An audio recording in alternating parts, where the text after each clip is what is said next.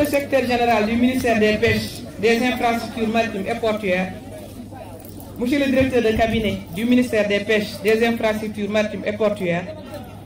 Madame le coordonnateur sous-régional de la FAO pour l'Afrique de l'Ouest et représentant au Sénégal, Monsieur le représentant du directeur général de l'Agence nationale de l'aquaculture, Mesdames et Messieurs les membres des groupements de femmes bénéficiaires, Madame la représentante du réseau des acteurs de la chaîne de valeur des huîtres au Sénégal, chers partenaires techniques et financiers, distingués invités, Mesdames et Messieurs, c'est avec une grande fierté et un profond sentiment de gratitude que je préside cette importante cérémonie marquant la remise officielle de matériel à l'Agence nationale de l'aquaculture ainsi que l'octroi de subventions à plusieurs groupements de femmes grâce au soutien du projet Fish for ACP mis en œuvre par l'Organisation des Nations Unies pour l'alimentation et l'agriculture, la FAO. Ce geste, que nous saluons avec reconnaissance, s'inscrit dans une démarche stratégique de modernisation, d'inclusion et de durabilité de notre secteur halieutique. Il ne s'agit pas seulement d'un appui matériel ou financier, mais bien d'un engagement concret en faveur de l'amélioration des chaînes de valeur de la pêche et de l'aquaculture en général et de la filière huître en particulier. Cette action s'inscrit pleinement dans la stratégie nationale de développement qui traduit l'ambition des autorités de promouvoir un développement endogène et durable porté par un secteur privé national fort, des territoires autonomes, responsables et viables, et jetant ainsi les bases de notre souveraineté économique et sociale. Le projet Fish for ACP, initiative de l'Organisation des États d'Afrique, des Caraïbes et du Pacifique, financé par l'Union européenne et le ministre fédéral allemand de la coopération économique et du développement, constitue un modèle exemplaire de coopération internationale au service du développement local. Il œuvre non seulement pour la compétitivité de la filière, mais également pour sa durabilité écologique, sociale et économique. La chaîne de valeur des huîtres, choisie dans le cadre de ce projet, représente un levier important pour l'économie locale, notamment dans les zones côtières telles que les îles du Saloum, la Casamance et la Petite Côte. Aujourd'hui, en remettant ces subventions d'un montant global de 170 millions de francs CFA à des groupements de femmes,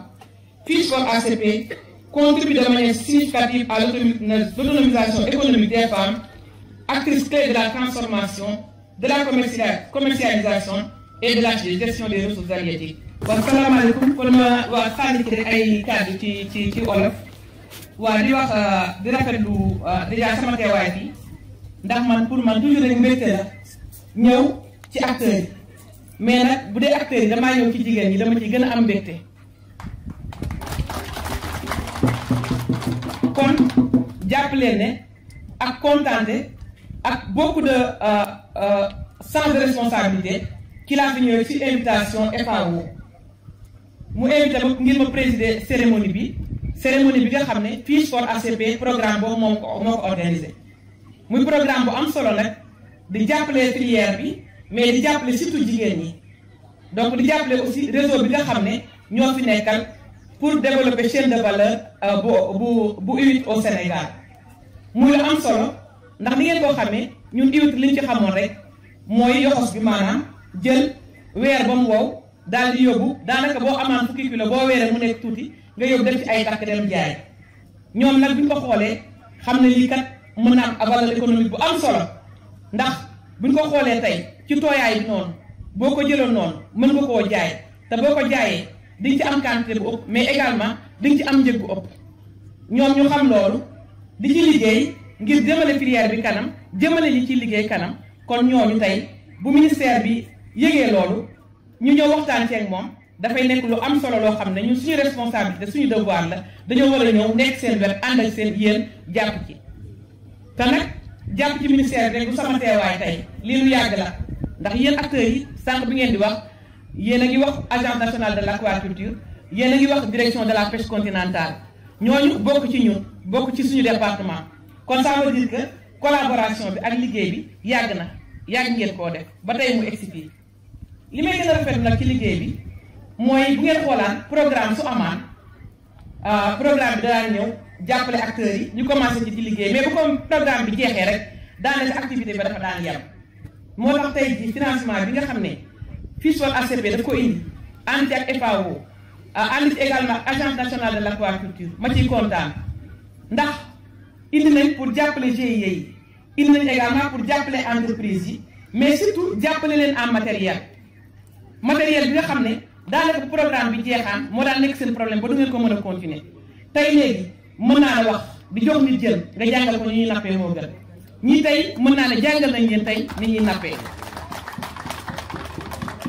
ndax tey yéen comme wan nañ leen liggéey bi ni muy demee xam ngeen ko wax nañ leen opportunité yi ci nekk léegi jox nañ leen matériel autonomiser nañ leen ba ngeen mën a demal seen bopp tey ji bu programme bi jeexoon yéen di ngeen mën a continuer demal seen bopp activité di mën a continuer di mën a am valeur kon loolu dafay am solo ñu koy rafetlu di ñaan aussi programme bu mu nekkati rek na mel nii ba nga xam ne bis bu ñu demee ba nga xam ne partenaires yi dem nañ ba mën a retiré wu fekk na teg nañ leen ci yoon boo xam ne tey ku leen bàyyi jàppale ñu dem ku leen jàppale wul ñu dem dafay lu am solo kon encore une fois tamit di leen remercier la ci appui yu ñu appuyé agence nationale de l' aquaculture ndax Sénégal tey dafa gëm ne aquaculture dafay am lu solo loo xam ne lu am solo la ñu war koo développé kon ñun suñu gouvernement bu ñu ñëwee dafa gis ne tey ñu ñëpp ko gis géej gi tey nam meloon melatu ko mais en attendant ñuy liggéey di defar mun ñoo toog banque suñu loxo noonu di xaar il faut ñu am luñ teg ci loxo nit ñi te boobu dañuy gis ne aquaculture daf ci am solo am liggéey boo xam ne war na ko cee def agence nationale de l' aquaculture nag di ko ci liggéey kon tey bu ñëwee tey gis ay partenaires yoo xam ne dañoo ñëw xam gouvernement fi mu jëm vision bi mu am ñu ñëw taxaw ne dañuy jàppante ak ñun ànd ak ñun jàppale aquaculture jàppale agence bi ak à travers déjà don bi ñu ko jox ni les 4 pirogues d'une valeur de 43 millions plutôt yàlla na nekk ay milliards kon ñu ngi koy rafetlu voilà yàlla na ngeen dem ba liggéey ko ba millions yi jur ay milliards incha allah te yàlla mën na ko mën na la ko raw ndax nag kuy def lu baax di liggéey fas sa jom surtout jigéen takk sa sër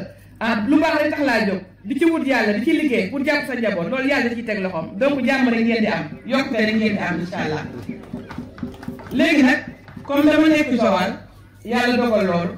il faut nga profiter ci am benn message boo xam ne dinaa ko lancé ndax bu ngeen xoolee Joal ñoo na gouvernement bi ndax ni ko imam waxee sànq bi ma fi jógee yàggul de ma fi jógee yàggul te lan moo ma fi indi woon bi may ñëw mooy poser première pierre ngir ñu tabax quai moderne de Joal ci gouvernement Diomaye waaw bi ñëwee itam def lañu war a def ànd ak partenaires yi ñu war a àndal ba liggéey bi daal di commencé moo tax it nag bi liggéey bi commencé ñu ngi jàpp ne waa Joal ñu bëgg lu baax ngeen ku bëgg gis seen gox ngeen ku bëgg a développé seen gox ngeen ba tey bu gouvernement bi taxawee bëgg koo def yéen xam nañ ne yéen da ngeen ciy jàpp da ngeen cee war a jàpp moo tax événement yi nga xam ne dafa xew temps yi mun ñoo egsi ba fii en tant que ministre chargé des pêches ñëw rek dugg Joal génn Joal rek noppi ci noonu ñun dañoo bëgg suñu partenaires yooyu nga xam ne ñooy Japon ñëw kee boobu ñu jox ñu ko gracieusement muy doon dañu buñ sañoon tey Joal dañuy jël loolu toppatoo ko ku nekk sentinelle mais buñ ko yàq buñ ko saccagé bu ñu yàq bu ñu saccagé nañ may japonais yi jàmm nañ may aussi liggéey bi jàmm également nañ ko aar ndax yow ku lay développé sa gox kooku sa jàmm la bëggal sa teraanga la bëgg kon yow boo ko yàqee sa bopp ngay yàqal kon boog mënuma dugg si fii vraiment sans ma lancer message boobu soutenir leen ñi nga xam ne ñoo ñëw di ko defar mais également aar leen kee bi aar leen travaux yi jàpp leen ci mu pare ndax nag ni ñu ko defalee Joal nii fas yéene leen defar kee bi te yéen ñi ko commencé noonu lañ ko fas yéene def Cap Skirring noonu lañ ko fas yéene def Ouakam bu neexee yàlla noonu lañ ko fas yéene defaat tamit Fass Boye te bëgguñu nag Joal jël ndaare bu leen jël ndaare ndax yéen ñi ko commencé bu leen jël ndaare mais nag bu ngeen koy saccagé ak di yàq ñeneen ña ñoom dañ toppatoo seen bopp te dinañ pare bàyyi leen fi te su boobaa du gouvernement bi kon boobu ñu ngi lancé Joal un appel vraiment nu mu mën di demee rek infrastructure yoo xam ne état bi da koo tabax def ko fi ngir jëmale dëkk bi kanam jàpp leen fi aar leen ko toppatoo leen ko ndax su baaxee yéen la baaxal waaw di ci profité aussi vraiment di remercier waa administration bi xam naa ne metti na ndax comme samay moroomu jigéen laa fi nekkal boo xoolee ñun lu ñuy liggéey rek juste pour jëmale secteur bi kanam la tey boo xoolee tax ñu tere jën bu sew bi yuus bi mais xool leen ko ci rek ku mu mën di doon xool leen ko rek ci espèce bu mu mën di doon xool leen ko ci mbindeef bu mu mën di doon mais boo jëlee xale yi ray leen mais duñu màgg bay jur mais jën yi tamit noonu la demee boo jëlee jën yu ndaw yi nga xam ne ñoo war a màgg ëllëg jur nga jël leen ray leen mais ëllëg jën du am mais bu jën amul kan moo koy njëkk a yëg waa kay donc muy lu am solo ma ne ko mooy lu am solo kon loolu bu ñu koy tere nekkul rek ñëw parce que dañoo neex dañoo bëgg yàqal nit ñi wala sonal nit ñi déedéet dafa fekk ne dañuy xalaat ni ñuy préserver ressource bi mbir muy kon ne di am ñi ciy liggéey aussi toujours ñuy mën a am ressource bi te tey ku gisul koo jaay mais doo ko indi kon boo gisee ñuy insisté ci surveillance bi ci côté boobu parce que ku koy jaay daal gis ku koy jënd mais bu gisatul ku koy jënd dootu ko jaayati kon am na solo